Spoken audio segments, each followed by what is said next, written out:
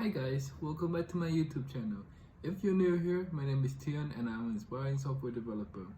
This is an episode where I'll be introducing you guys to a lot of new and potentially foreign concepts, and it's a video that I've been wanting to make for a long time now, even since season 1, and I hope you guys enjoy it. But without further ado, this episode is on working with dynamic lists for your Ionic app. And like the last Ionic video, before filming this video, I have taken the liberty to work on the app before shooting this video, installing what I have to install, downloading what I have to download to make sure that the app runs smoothly and that I wouldn't have struggled too much to explain certain concepts for you guys. So as you guys can see on my screen here, this is the app that will look after we have finished the video. This app is built upon from last videos, and like always, the source code will be uploaded onto GitHub and will be linked in the description down below. And as you can see, this is the list. You can edit and delete certain elements from your list, and you can create a new element to put into your dynamic list. Well, how do I do it? Let's go to the code. Well, as you can see here in the code, it's very similar to what I've been working on in previous videos. In my home page, I have a interpolation counter to keep track of how many contact attempts that I have made to go into my contact page. And within my contact page, it has been changed dramatically. If you remember, in my last video, I only simply had a static ion list here that lists all of the elements statically. Whereas in this video, I have made it to be dynamic, and let's explore how I did it. The first thing that you would probably see is that I have made significant changes to how I have called upon my list. For my dynamic list in this specific app, I use an Angular for loop that I loop through a list of contacts. As I've previously explained, a loop is where you can use to iterate over a certain element in a certain array or object, and I've used the Angular for loop to achieve that. Now if you go to your contact.page.ts file, you'll be able to see the list of contacts I had from last video being translated into an array. You can use a type to turn any variables into that specific type. So as you can see here, I have a variable named contacts, and that contact is essentially an array of different contacts. So this contact is an instance of contact page. So whenever you refer to contact, you are essentially referring to this specific instance. Now, this is a very bad habit of putting your array here.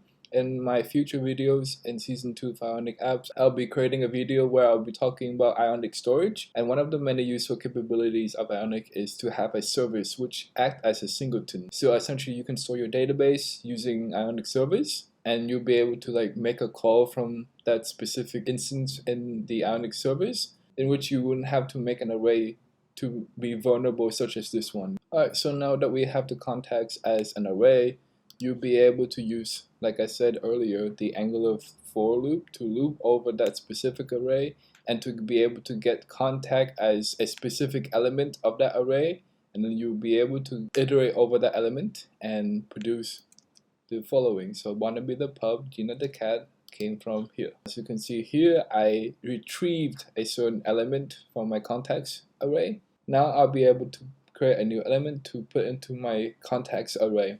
So I had my add new button up here where I am creating it using a model. Now this is where the fun bit comes in. You are creating a model the same way as you're creating a page on Ionic. The command line is Ionic, G for generate, page, and whatever you want to name your model. A model acts as a hidden page. So it is very useful if you have user registration. Your user will be able to register. So after you have inputted that command line into your terminal, you have to wait for a few minutes, and then you'll be able to get this directory, model. You must delete a file that would be on top of the model directory. It should be called model/routing.module.ts. That file will allow the model page to act as a link, and you wouldn't want that in your app. After you have deleted that file, you must go on to your main app routing.modo.ts, and you should delete the path that says modo here. Once you've deleted that line from your app routing.modo, you would have to go into the app.modo, so it would be at the bottom right here, and you must import the modo page module for you to be able to use the model that you have just created. Now, before you have your model page to work successfully, you need to go into your model.module.ts. I always get those two words mixed up. And you need to delete the model routing page, which you just deleted from here.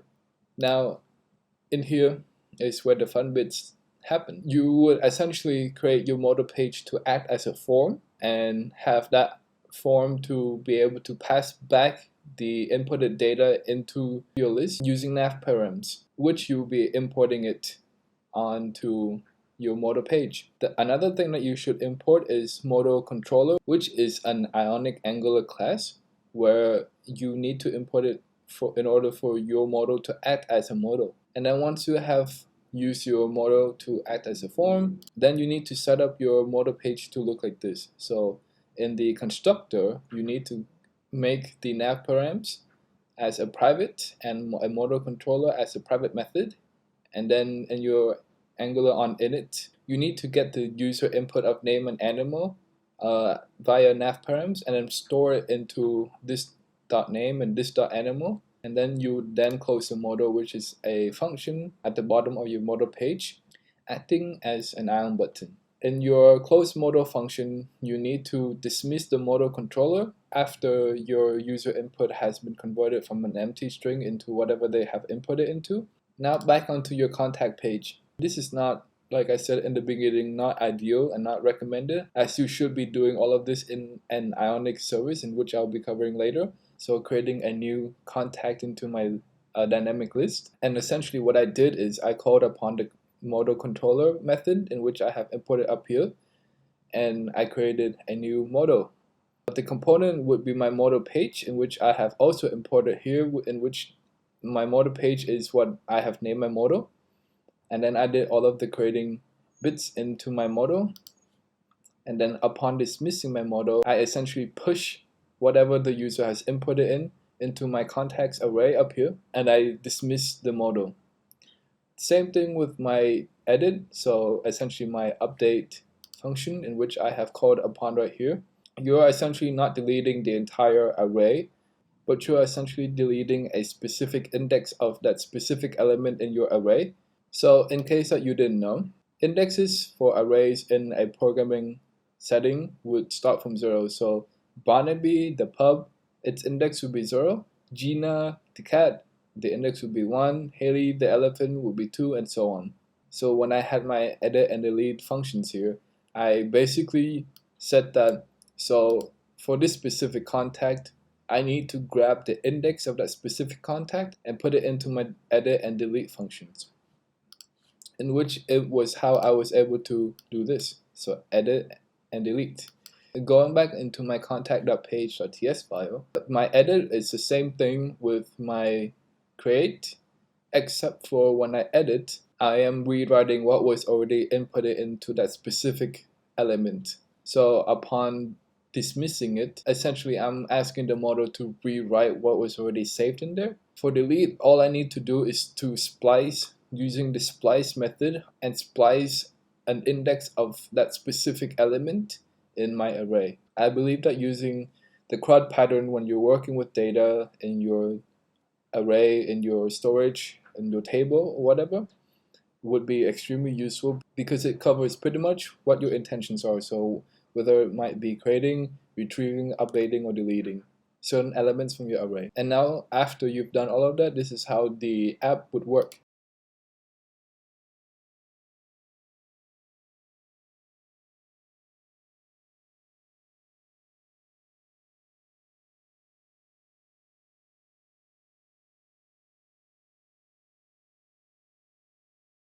I haven't used any Ionic storage methods in here, so it wouldn't work if I refresh the page. It would restart to my initial values.